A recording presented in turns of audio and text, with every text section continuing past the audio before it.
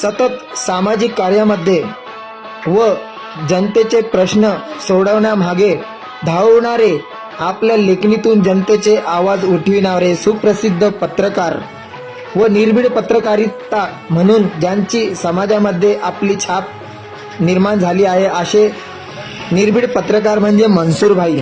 आपल्याला आम्ही ओळख करून देत आहे पत्रकार मनसूर भाईशी.